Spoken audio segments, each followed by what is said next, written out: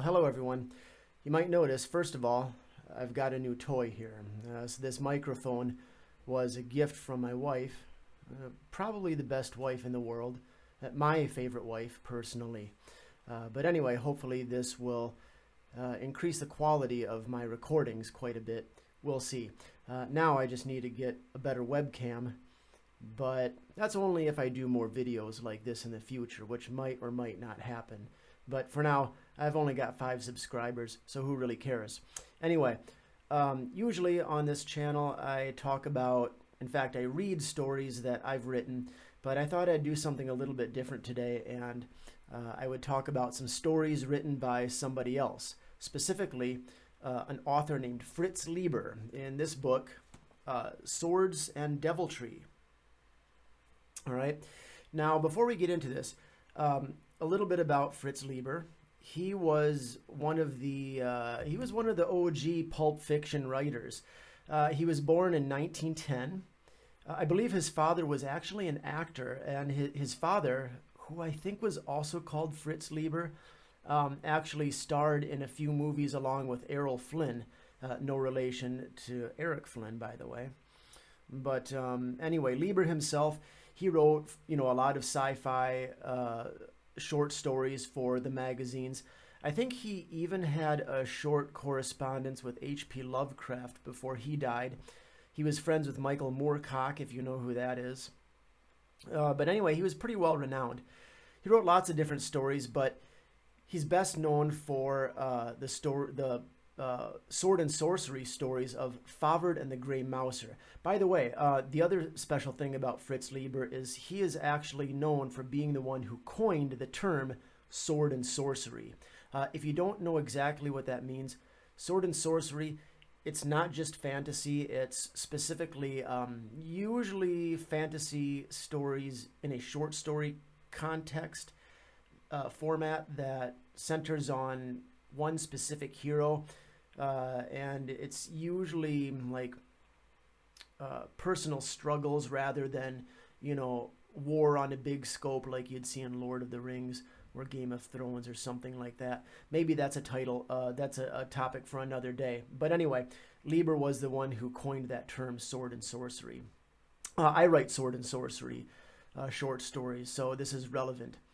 But anyway, so yeah, he's best known for the heroes Fafhrd and the Grey Mouser. He was also, from what I understand, friends with Clark Ashton Smith, I think, and oddly enough, Anton LaVey of the Church of Satan, I think. I don't think Leiber himself was a Satanist. In fact, I believe he was originally training to be like an Episcopalian I don't want to say minister, but like pastor or something. Don't quote me on this. I'm not an expert on Leiber, but I think that's the case. You can correct me or check up on that if you're interested. But anyway, we're here to talk about his writing. Now, Fafhrd and the Grey Mouser are two heroes. There is two most famous heroes. And so right off the bat, this is kind of a little bit different because most sword and sorcery stories revolve around one hero, but here you've got two of them. And Fafhrd is a barbarian. He comes from a nation that is very Scandinavian. They get around on skis. There's a lot of snow. And Fafhrd, he's really tall and he's red-haired. But unlike your typical Conan barbarian, Fafhrd he's a skald, like a bard. So when he speaks, he's described as talking in sort of a really high-pitched voice because he's trained to do so. So that's also very interesting. So you can see although Leiber kind of was one of those writers who set the mold for sword and sorcery, at the same time he was breaking a lot of those rules, which is interesting. Now the Grey Mouser is different. He's a really short, kind of stealthy thief with, I believe, some skill in magic as well. And so don't quote me on this, but I think the whole archetype of a rogue, of like a cloaked thief, I think that comes from Fafhrd and the Grey Mouser. But anyway, So, a lot of these stories, it revolves around these two heroes seeking adventure. They are very much anti-heroes, much like, Conan or Elric. Um, you know, as far as I know anyway, from what I've read in this book, they're definitely anti-heroes. They're thieves and, they steal stuff and things like that. But anyway, so this is actually the first work that I've read by Lieber. Believe it or not, I've just never gotten around to reading his stuff. I didn't even know about him until maybe like 5 years ago, and I finally got around to reading them. Now, the thing is, I was told that these were the first stories in the series, so I thought this would be a good starting point to check out Lieber.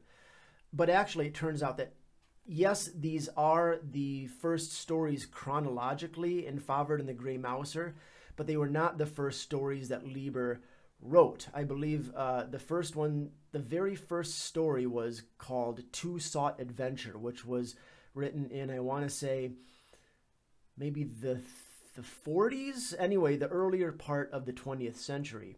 And then these were written in like the 70s. So these are prequels. So perhaps maybe these were not the best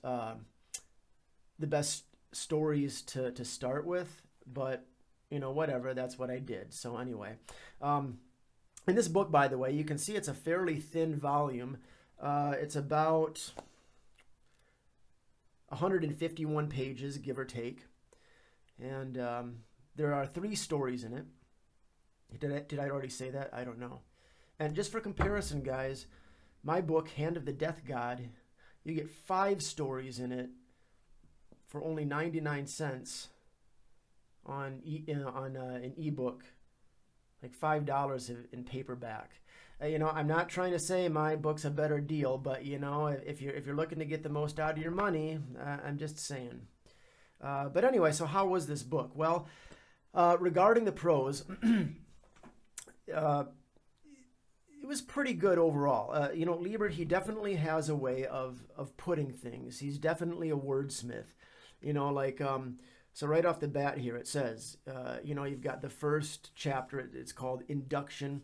And it says, sundered from us by gulfs of time and stranger dimensions, dreams the ancient world of Nawan with its towers and skulls and jewels, its swords and sorceries. Pretty good stuff. I like it.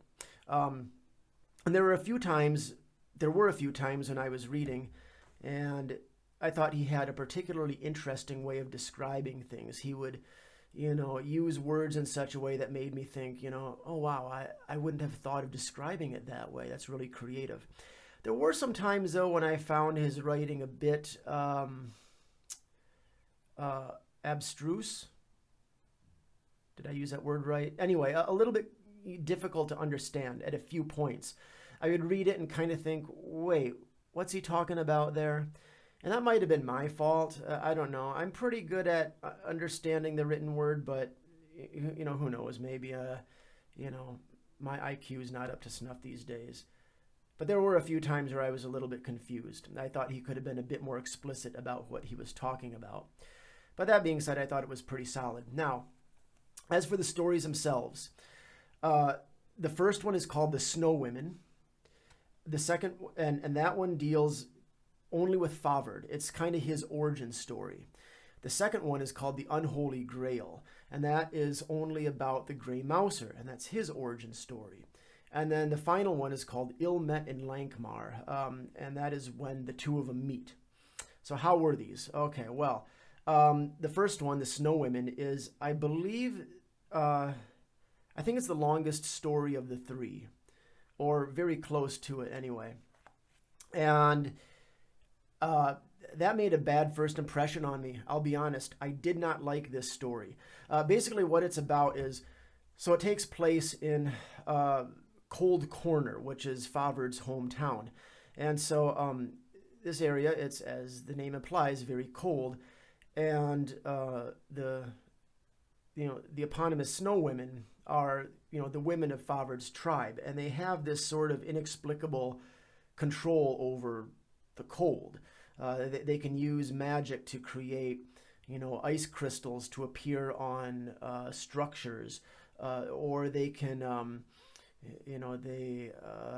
it even makes mention of chilling men's loins. I guess they can kind of, make men impotent in that way. And I believe it even kind of alludes to maybe the fact that they can even kind of chill the mind a little bit and kind of create, sort of a slow down your mental faculties a bit. I kind of forget. But anyway, they've got this sort of inexplicable power of cold. It's definitely a soft magic system. It doesn't totally explain, its source or how they do it. I like that. I prefer that to a hard magic system, which to me is basically just science fiction. Some people will disagree with that. But anyway, so Fafhrd, he's this young man, and he really has this interest in faraway lands and civilization.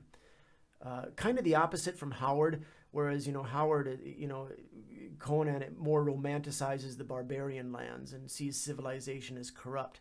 This one does too, to an extent, but anyway, Fafhrd, he's really interested in leaving his hometown and seeing what the world has to offer. But his mother is very domineering and sort of controlling, and so he has conflicts with that. Anyway, there's this show that comes to town, this traveling show of foreigners, and it's a very kind of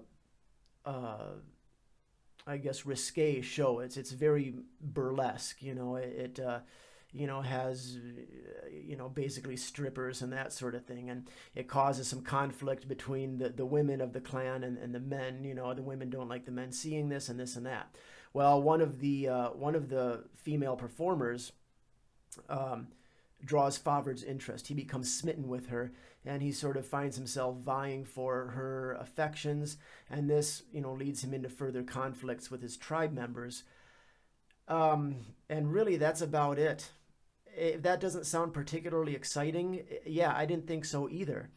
There are no like evil wizards in it. Even the snow women themselves, it doesn't really, it's there, but it's not like a really big source of conflict. There's some fighting, there's some killing, but not a whole lot. I found it really kind of anticlimactic. There's no, demons. Hey guys, I'm not an expert at this sort of thing, but this would have been like a perfect opportunity to have some kind of snow demon, or like an abominable snowman, but no, nothing like that. And what's more, there were a few other things that I didn't like about it. One of them is it was a bit too uncomfortably sexual for me at points. Now, not too bad. It doesn't get like Game of Thrones sexual, but hey, look, folks, I'm no prudes. I don't, but prudes. I'm no prude. But I don't like that sort of stuff in my sword and sorcery. It's just like there's a point where it talks about this female dancer anointing her nipples with coral salve. I don't know. Like, to me, it seemed like Fritz Leiber was probably getting a boner while he was like writing this, and I don't want any part of Fritz Leiber's boners. I just don't. Sorry. So I don't like that. It makes me feel awkward. Another issue is that there's this really cheesy scene. This is a bit of a spoiler, but where Fafhrd, he makes this ski jump, right? And it's a really long ski jump. Like people have died doing it. Well, he gets his hands on this firework rocket, okay, and he makes a jump and he lights the rocket and it helps propel him over the jump. Okay, all right, that's silly, it's cartoonish, but whatever. But the thing that kind of bothered me the most about this is at the beginning of the story, Fafhrd has this girlfriend who's pregnant with his child. And it discloses this information in kind of a touching scene. And then he meets this dancing girl, and it's just like, he's not interested in her anymore. He leaves her, has no qualms about doing so, and that's it. All right, like, not to wax self-righteous or anything, but that's messed up, right? He's supposed to be our hero. He just leaves his pregnant girlfriend behind, That's crappy, folks. Come on. I know he's supposed to be an anti-hero, but really, that's lame. Okay, and it really kind of stopped me from right off the bat. It exhausted my sympathy for him. Now it's possible maybe in some of the later stories this is reintroduced as some sort of plot element. Maybe he regrets it and matures and changes. I don't really know, but I just don't see that happening, but whatever. So that's the Snow Women. Story number 2. We're going to go a little bit faster now. Story number 2 is the Unholy Grail. So this is about the Grey Mouser. And in the beginning of the story, he's simply called Mouse. And he's a wizard's apprentice, oddly enough. Now, it's kind of like an Anakin Skywalker story in a way. This wizard, he sort of sees in Mouse potential for good or evil. But he sees, this real tendency for him to be swayed by the dark path of magic. And so he calls him the Grey Mouse. And he says, well, I'm worried that someday you will no longer be the mouse, but the mouser, that you'll become a killer. And I'm not going to reveal too much, but you can guess which way he goes. He sort of goes down the path of revenge and hatred. And he ends up doing some pretty powerful magic. It's pretty badass. It's pretty cool. I dig it. It was a good story. Short, but pretty good. And pretty unnerving, too. It gets pretty dark. But anyway, that's that. And then the final story, Ilmet in Lankmar. It's when the two of them meet. This was pretty good, too, except for some stuff near the end. We'll get into that. But it starts off with, this really cool scene where there's these thieves that are performing this heist. And the Grey Mouser shows up and tries to take it over, and Fafhrd also shows up, and they decide, well, they're both on the same team, so they they heist the heist basically, and they take off, and right off the bat they're good friends, and I kind of like that, Now it would be typical for a story to have them be rivals at first, and then have them become friends later, and nothing wrong with that. It's a good literary device. But it's also kind of refreshing to keep it simple. Like there's no tension or anything. They're just good friends right away. And so from there it goes into this scene where they party together, and they get like some beer and stuff. And that drags on for a little bit too long, in my opinion. He could have picked up the pace a little bit here. But I guess he's setting the mood, I suppose, because then they do another heist together. And it takes a really hard left turn, So this whole thing where they're partying and it's this festive mood, it gets dark, And it's interesting. One thing, oddly enough, in this story, both Fafhrd and the Grey Mouser are really accomplished swordsmen. I don't know about that. Not to brag, but I've studied martial arts, for like over 30 years now, I think. And, I probably couldn't go toe to toe with a professional MMA fighter, but Fafhrd, who's a skald by trade, a bard by trade, he's killing guys left and right.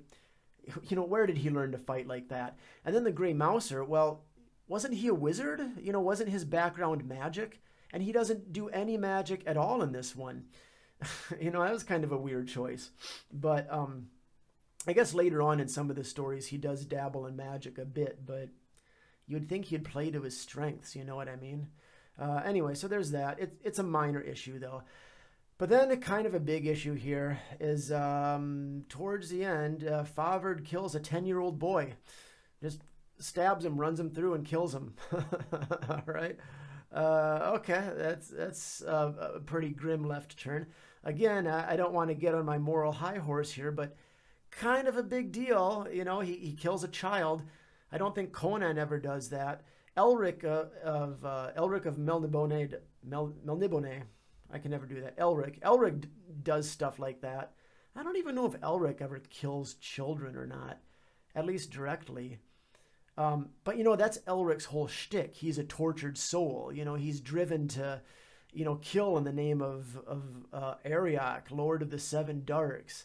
But as far as I understand, Fafhrd and the Grey Mouser is just swashbuckling adventure. Again, maybe it, kind of goes down the path of personal torment and he regrets it later, but I don't know. I should mention that When this happens, Fafhrd isn't in total control of it. They kind of put it as he's insane with anger. He's kind of suffering from, trauma that he sustained. But still, that's a very odd choice.